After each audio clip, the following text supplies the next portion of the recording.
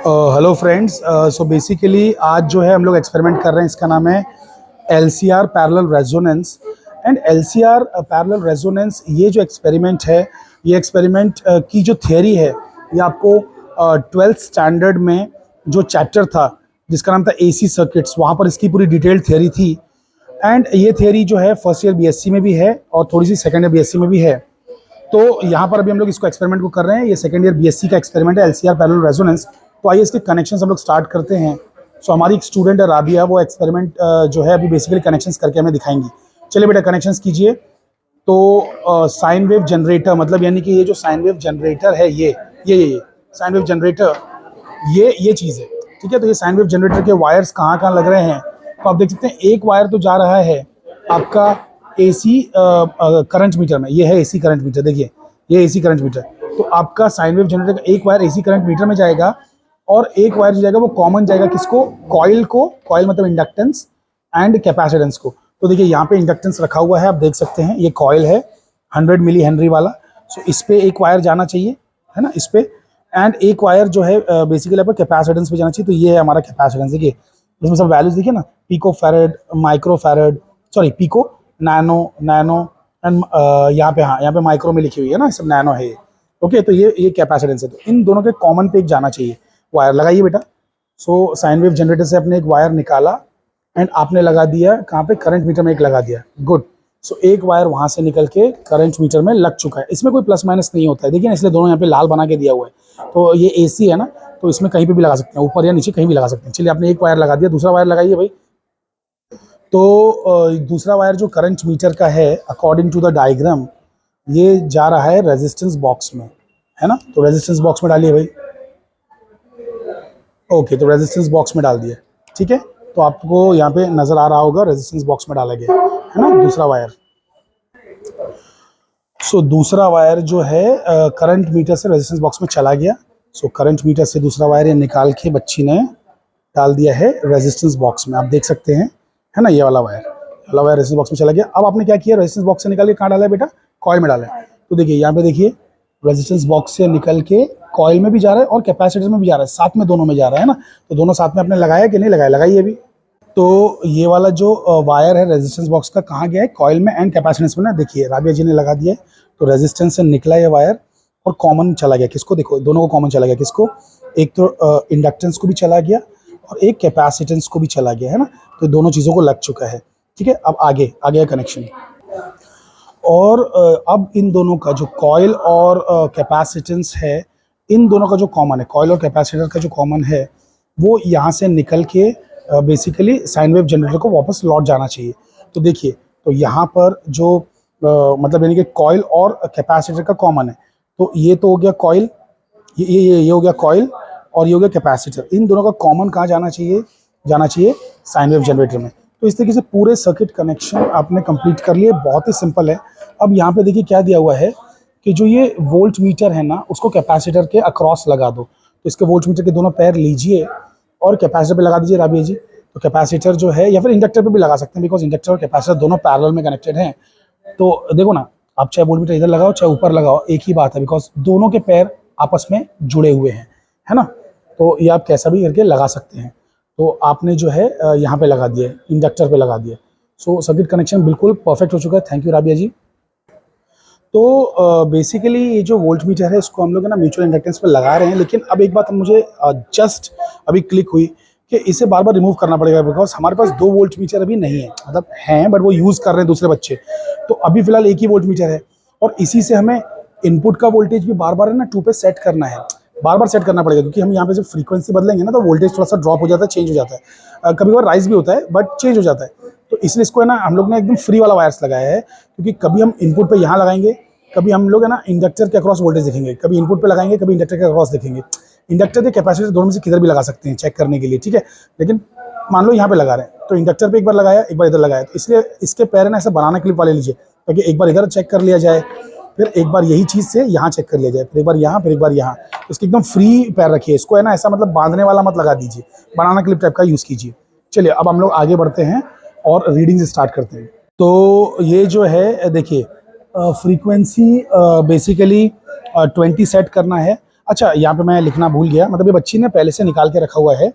तो यहाँ पर जो है राबिया मुश्ताक जी ने जो रीडिंग्स ली हैं 0.1, ये 0.1 माइक्रो फैरेड सेट करना है, 0.1 माइक्रो ना, उसको माइक्रो करके यहाँ पे लिखिए अच्छे से, है ना। तो यहाँ पे 0.1 माइक्रो फैरेड हो गया, और रेजिस्टेंस जो है 1 किलो ओम ले लेना है, और सिग्नल जनरेटर पे 2 वोल्ट रखना है।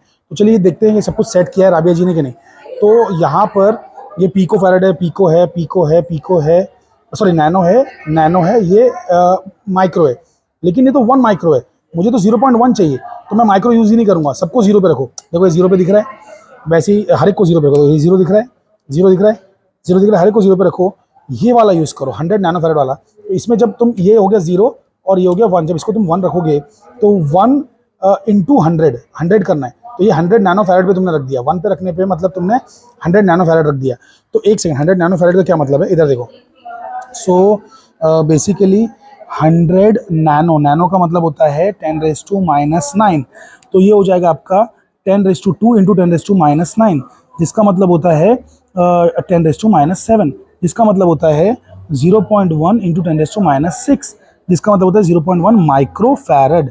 ठीक है, तो इसीलिए हमने 100 नैनो फैरेड पे रखा ताकि हमें 0.1 माइक्रो फैरेड आ जाए। ठीक है, तो वो रख दिया, और यहाँ पे रेजिस्टेंस 1 किलो ओम रखा है। देखिए 1 किलो ओम रखा है कि नहीं भाई, हज़ार निकाल के रखा है, हाँ परफेक्ट, तो 1000 निकाल के रखा है, बाकी सब चाबियाँ बंद है, करेक्ट, गुड।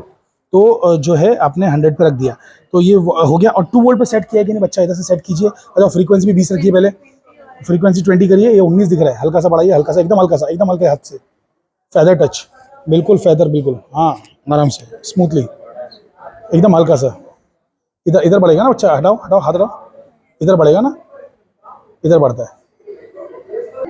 तो फ्रीक्वेंसी 20 सेट हो चुकी है फर्स्ट रीडिंग के लिए। अच्छा, वो तो फर्स्ट रीडिंग के लिए ठीक है, बट इसको हर बार ना आपको इनपुट को 2 वोल्ट्स करना होगा, और ये 2 वोल्ट्स है।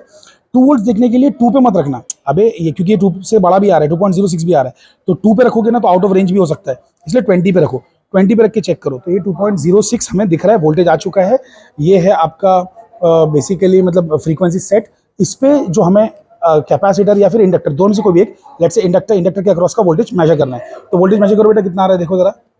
तो वहाँ से आपने निकाल दिया इनपुट में से, अब लगा दिया यहाँ पे इंडक्टेंस पे। तो इंडक्टेंस पे जो वोल्टेज आ रहा है वो आ रहा है 0.12, इसे हम नोट कर लेंगे। और करंट जो है 1.8, अरे थोड़ा फ्लक्चुएटिंग है, अच्छा 8.4 से 7.8 के बीच में जा रहा है, तो हम लोग इसका एक एवरेज ले सकते हैं, तो 1.82 नोट कर लेंगे। तो यहाँ पर 20 हर्ट्ज रखने पर हमारी जो रीडिंग आई, मतलब राबिया ने पहले से रीडिंग निकाली थी, वो दूसरे अपैरेटस पर निकाली थी, उसको रीडिंग 0.06 आई है, मुझे 0.12 आई है। ठीक है, कोई बात नहीं, अलग अलग अपैरेटस पे अलग आता है, और इसको 1.83 आया है, मुझे 1.82 आया है, इट्स ओके, मतलब लगभग ठीक है, यहाँ तो सेम ही है एटलीस्ट, है ना।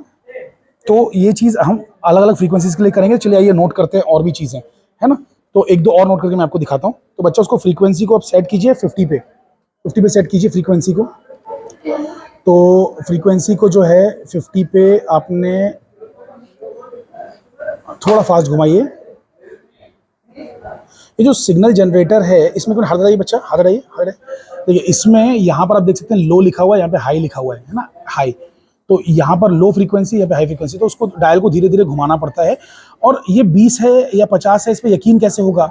यहाँ पे आप नीचे रेंज देखिए, फ्रीक्वेंसी रेंज, तो देखिए हमने कहाँ पे रखा हुआ है, 20 से 200 हर्ट्स पे रखा है, 20 से 200 हर्ट्स, राइट। सो 20 से 200 हर्ट्स पे रखा हुआ है, तो यानी कि 20 से 200 के बीच में जा सकता है, तो इसी रेंज पे रखना है। अरे देखो एक क्लिक होकर अलग अलग फ्रीक्वेंसी दिखा सकता है, दिख रहा है, अलग अलग फ्रीक्वेंसी रेंज पे जा सकता है। तो हमें इसको सबसे शुरुआत में रखना है, क्योंकि हमें चाहिए सिर्फ 50 अभी, है ना। तो इसको 50 एडजस्ट करो, ये तो 60 आ रहा है। अच्छा ये 60 है कैसे पता चला, ये तो 0.0 लिखा हुआ है, अरे नीचे किलो हर्ट्ज है, किलो का मतलब ही आपको है ना, इसको ऐसे रीड नहीं करना है, इसको 1000 से मल्टीप्लाई करने के बाद रीड करना है। तो बेसिकली 0.050 करो इसको 0.050 लो की तरफ ले जाओ, है ना, धीरे धीरे। तो ये आ गया आपका 0.05, ऑलमोस्ट डन, या 0.050। अब ये जो था राबिया जी ने यहाँ से पहले ही निकाल लिया था, है ना, ये पहले निकाल लिया था और ये लेके यहाँ पर लगा दिया था, है ना, इनपुट पे देखना ना कि भाई 2 वोल्ट है कि नहीं। अगर 2 वोल्ट नहीं है तो 2 वोल्ट सेट करना पड़ेगा, वैसे 2 वोल्ट है। अब हम लोग यहाँ पे जो है नोट कर सकते हैं, है ना, वोल्टेज ऑफ द कॉम्बिनेशन। तो लगाओ, वहाँ से निकाल दो, यहाँ लगाओ, तो यहाँ लगा दिया। अब वोल्टेज नोट कर लेते हैं कितना आ रहा है। तो 0.15 से लेके 20 के बीच में फ्लक्चुएट कर रहा है, इसका एक एवरेज 0.17 या 18 ले लेते हैं। तो लेट्स टेक 1 18 तो मैं यहाँ पे 0.18 लिख रहा हूँ, ये हो गया 0.18। ठीक है, तो 0.18 हो गया। और करंट जो आ रहा है मेरा 1.7 कितना आ रहा है, तो बहुत ज़्यादा फ्लक्चुएशन है, 7.2 और 9.3 के बीच में आ रहा है। सो फ्लक्चुएशन इज़ टू हाई। ये स्टार्टिंग में है ना फ्लक्चुएशन वैसे ज़्यादा रहता है, बाद में फ्लक्चुएशन जो है वो थोड़ा सा गिर जाता है एक वक्त के बाद। तो 73192 इसके बीच का हमको रीडिंग लेना होगा, तो 0.180 सॉरी 1.80 ले लेते हैं, है ना। तो 1.80, तो मैं यहाँ पे जो है करंट की वैल्यू 1.80 नोट कर रहा हूँ। ठीक है, ऐसे करके सारी रीडिंग्स निकालना है। तो हमारी बच्ची ने रीडिंग जब निकाल लिए तो हम लोग वापस से इस एक्सपेरिमेंट को नहीं पूरा डिटेल में करेंगे। तो यहाँ पे रीडिंग्स निकल चुकी हैं, इन्हीं रीडिंग से हम लोग आगे बढ़ेंगे। ठीक है, इन्हीं रीडिंग से हम लोग आगे बढ़ेंगे। अब देखिए यहाँ पे, देखिए ना, पहले बड़ा डिफरेंस लग रहा था, अब डिफरेंस कम भी हो गया। तो मतलब लगभग मेरा भी बाद में वैसे ही आने वाला है कि नहीं, मतलब लगभग मुझे वही चीज़ें आने वाली हैं। आपको यकीन नहीं हो रहा तो मैं फटाक से 500 करके यहाँ पे दिखा देता हूँ। अच्छा, ये तो 2 से 20 से 200 है, तो उसमें 500 आएगा नहीं, पहले रेंज बदलना पड़ेगी। तो रेंज ले जाना पड़ेगी 0.2 किलोहर्ट्ज़ से 2 किलोहर्ट्ज़, यानी कि एक रेंज बढ़ाना पड़ेगा। तो आपने रेंज बढ़ा दिया, गुड। अब यहाँ पर हमें इसे 0.500 करना है, तब जाके 1000 से मल्टीप्लाई करने पे 500 आएगा। तो ये हो गया आपका पॉइंट, ज़रा सा 19 रह गया है, अरे कम ऑन, हो गया। तो ये आपका हो गया है ना, इतने से फ़र्क नहीं पड़ता है, तो वो ऑलमोस्ट हो गया है 500 हर्ट्ज़। तो अभी इनपुट पे वोल्टेज लगा के चेक करना, इनपुट पे लगाओ बेटा, इनपुट पे लगाओ, वोल्टेज चेक करो कि 2 है कि चेंज हो गया है। हाँ है, ऑलमोस्ट है। अगर नहीं रहता, सपोज चेंज हो जाता, तो क्या करते, उसको 2 सेट करने के लिए क्या करते, तो ये जो लेवल होता है ना यहाँ पे लेवल, ये लेवल, इससे एडजस्ट करते, इससे वोल्टेज बदलता है। देखो घुमा के तरह से दिखाओ राबिया, जरा घुमा के दिखाओ। हाँ देखो चेंज हो रहा है ना, हाँ 2 पे ले जाओ, 2 पे ले जाओ, 2 पे ले जाओ, उसको 2.00 करने की कोशिश करो। सो वो लेवल को जब घुमाते हैं ना तो वोल्टेज से सेट होता है आराम से, एकदम लाइट हैंड, बस बस बस बस हो गया। तो 2 वोल्ट हो गया। 2 वोल्ट आने के बाद ही आप वोल्टेज यहाँ पे चेक करेंगे कॉम्बिनेशन पे। अब कॉम्बिनेशन पे लगा के चेक कीजिए बेटा, गुड। सो बेसिकली यहाँ पे हमने वोल्टेज देखा तो 0.66 दिख रहा है, और देखो इनको देखो कितना आ रहा है, राबिया को 0.58 आ रहा था, हमारा भी 0.66 आया, जो कि अच्छा ही रीडिंग, मतलब मैच हो रही है। ठीक है, तो अपैरेटस डिफरेंट था ना उनका। तो चलिए, तो अब यही रीडिंग का आगे क्या करना है, चलिए आइए देखते हैं। तो रीडिंग्स जो आपको नज़र आ रही हैं, ऐसी सिमिलर रीडिंग्स नॉर्मली आ जाएंगी आपकी भी। ठीक है, तो रीडिंग्स कॉपी मत कीजिए, बस मैं खाली आपको दिखाने के लिए दिखा दे रहा हूँ। एंड फिर आगे और जो बची हुई रीडिंग्स हैं इसके पीछे, वो भी मैं आपको नोट करवा देता हूँ। तो खाली देखने के लिए देख लीजिए आप। तो यहाँ पे और आपको रीडिंग्स जो है नज़र आ रही होंगी, सारी की सारी रीडिंग्स आपके सामने हैं। अब इन रीडिंग से हमारी जो स्टूडेंट राबिया है, उसने ये ग्राफ बनाया, पहला वाला। पहला ग्राफ किस बारे में है, ये इम्पीडेंस वर्सेस लॉग एफ का ग्राफ है, लॉग एफ और इम्पीडेंस का। तो ये हमने निकाला किधर, इम्पीडेंस किधर निकाला, देखो इम्पीडेंस क्या होता है, वोल्टेज अपॉन करंट, है ना। Impedance is voltage upon current. Impedance एक तरीके का रेजिस्टेंस ही है, क्योंकि एसी सर्किट्स में होता है। तो impedance is voltage upon current. तो वोल्टेज तो आपने नोट कर लिया था, वैसे आपने करंट नोट कर लिया था। अच्छा, करंट जो आपने नोट किया ना 1.86 1.82, ये सब एम्पियर्स में नहीं बल्कि मिली एम्पियर्स में। देखिए ना, हम लोग ने रेंज जो रखी है यहाँ पे, देखिए कहाँ पे इसका नॉब 20 मिली एम्पियर पे ना, तो हम जो नोट कर रहे थे ना मिली एम्पियर में नोट कर रहे थे। तो मिली एम्पियर में नोट कर रहे हैं, मतलब 10⁻³ आपको मल्टीप्लाई करना होगा। जब वोल्टेज से डिवाइड करेंगे तो आपको ऐसा डिवाइड करना होगा, मतलब 0.06 डिवाइडेड बाई 1.86 इंटू 10⁻³, तब जाके आपको वैल्यू आएगी इम्पीडेंस की। तो इम्पीडेंस की हमें वैल्यू इस तरीके से आती चली गई। तो इम्पीडेंस इस तरीके से 32, 79 ऐसा आता चला गया। समझ में आ रहा है कि नहीं? तो मैं यहाँ पे आपको दिखा दे रहा हूँ, 0.06 है ना, तो 0.06 बराबर डिवाइडेड बाई, तो डिवाइडेड का ये हो गया आपका, ब्रैकेट खोल देंगे। ब्रैकेट खोलने के बाद 0.06 डिवाइड बाई कितना, 1.86 आया था ना राबिया का, 1.86 था। तो 1.86 इंटू 10⁻³ देखिए 10⁻³ भी आ गया। 1.86 इंटू 10⁻³, अब ब्रैकेट करेंगे क्लोज और इक्वल टू दबा देंगे। इक्वल टू से आंसर आ गया आपका 32.25, जिसको राबिया ने 32 नोट कर लिया है ना। तो 32.25 इसका आंसर आ रहा है। ऐसे करते करते करते आप सारे रीडिंग्स निकाल लेंगे, तो सारी रीडिंग्स आ चुकी है। तो ये इम्पीडेंस हो गया है ना, इम्पीडेंस ऑफ द सर्किट। और ये फ्रीक्वेंसी का आप लॉग एफ निकालेंगे, तो देखो ना, आप लॉग निकालने के लिए कितना ईजी है। सो लॉग यहाँ पे देखो दिख रहा है, लॉग फिर 20, लॉग ऑफ 20 किया, इक्वल टू दबा दोगे, इक्वल टू तो log 20 कितना आया 1.301, यानी जिसको मतलब 1.30 नोट कर सकते हैं। तो ऐसे करके आप ये सारे log f निकालोगे और फिर z और log f प्लॉट करोगे। तो राबिया जी दिखाइए आपके ग्राफ। तो राबिया ने जो ग्राफ प्लॉट किया है ये देखिए, ये ग्राफ आपके सामने है, देख लीजिए ध्यान से। सो ये जो ग्राफ प्लॉट किया गया है, कैसे प्लॉट किया गया है, यहाँ पर जो है मतलब इम्पीडेंस की वैल्यूज डाली गई है ना, सब देखो इम्पीडेंस लिखा गया है, दिख रहा है सभी को इम्पीडेंस दिख रहा है। तो 8000 2000 है ना, ऐसे करके चीज़ें लिखी गई है, इम्पीडेंस है। और यहाँ पर log f की वैल्यूज डाली गई हैं। तो log f हमारा कहाँ से कहाँ तक जा रहा है, देखिए ना, log f जो है हमारा 1.30 से शुरू होके जो बढ़ रहा है ज़्यादा से ज़्यादा, जी जी सर, तो ये बढ़ के लास्ट जो है 3.84 तक जा रहा है, 3.84 तक, ठीक है। तो इसीलिए राबिया ने जो प्लॉट किया है वो यहाँ से यहाँ 4 तक प्लॉट किया है, ठीक है। तो इस तरीके से ग्राफ प्लॉट करने पे इसको ऐसा ग्राफ आया। मतलब आइडियली तो आना चाहिए था कुछ ऐसा, ऐसा ग्राफ आना चाहिए था, बट ऐसा ना आके जो है इस तरीके से ग्राफ आया। बट ठीक है, मतलब ये ऑलमोस्ट बिहेवियर दिखा रहा है। हालांकि राबिया ने थोड़ा सा स्पाइक बना दी, स्पाइक नहीं, थोड़ा सा स्मूथ रख के ट्रांजिशन दिखाना है, स्मूथ। तो जी बिल्कुल स्मूथ ले गई वो, और स्मूथ ले जाने के बाद यहाँ से भी थोड़ा सा स्मूथ रखना है। तो ऐसा ले जाके स्मूथ थोड़ा सा ले जाना, अरे चल रही है पेंसिल के नहीं चल रही है, इस तरीके से ले जाना है स्मूथ, है ना, थोड़ा सा स्मूथ होना चाहिए, ग्राफ शुड बी स्मूथ। हाँ, इस तरीके से दिखाना है। तो ये एक ग्राफ हो गया।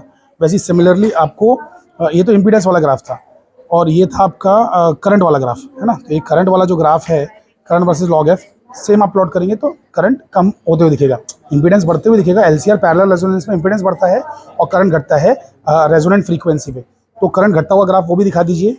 तो ये देखिए, ये आ गया, देखिए आप देख सकते हैं कि यहाँ पर हम लोग ने y एक्सिस और ये x एक्सिस जो प्लॉट किया है, यहाँ पे करंट प्लॉट किया है, यहाँ पे प्लॉट किया है आपका log f, और ये ग्राफ ऐसा नीचे गिरता हुआ है, ठीक है, ऐसा गिरता हुआ ग्राफ है उल्टा। तो ठीक है, तो इसी तरीके से आप पूरा जो वैल्यूज़ आएंगी तो इसका आप नोट कर लेंगे, ठीक है। ये log f मतलब जहाँ पे पीक आएगी, है ना, तो ये दोनों पीक की वैल्यूज़ आपको यहाँ पे लिख देना है कि पीक किधर आ रहा है, ठीक है, पीक, ठीक है। तो log f नॉट जो पीक मिल गई, उस पीक से फ्रीक्वेंसी निकाल दीजिए, आपको रेजोनेंट फ्रीक्वेंसी मिल जाएगी। और एक L की वैल्यू निकालने के लिए आपको रेजोनेंट फ्रीक्वेंसी की मदद आपको लेना होगी और उससे L कैलकुलेट करना होगा। सो दोनों ग्राफ्स में हमें, चाहे ये वाला ग्राफ हो चाहे ये वाला ग्राफ हो, दोनों में log f जो है हमें सेम आया था, विच इज़ 3.25। तो उसका एंटी लॉग लिया तो 1778.2 हर्ट्ज आ रहा है, और इसका भी सेम आ रहा है।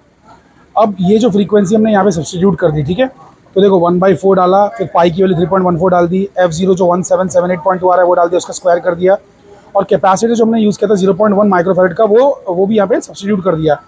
तो इससे जो हमें वैल्यू आ रही है इंडक्टेंस की, वो आ रही है 0.083 हेनरी, जिसका मतलब है 83.33 मिली हेनरी। एक्चुअली इसके आगे आ रहा है 0.0833333 रिकरिंग आ रहा है, तो 83.33 मिली हेनरी हो गया। और वैसे भी हमने देखा था कि वहाँ पे जो सर्किट में लगा हुआ था ना इंडक्टेंस, आपने देखा ही होगा, वो 100 मिली हेनरी का था, तो उसके काफ़ी नज़दीक आंसर आ रहा है, जो कि ठीक है।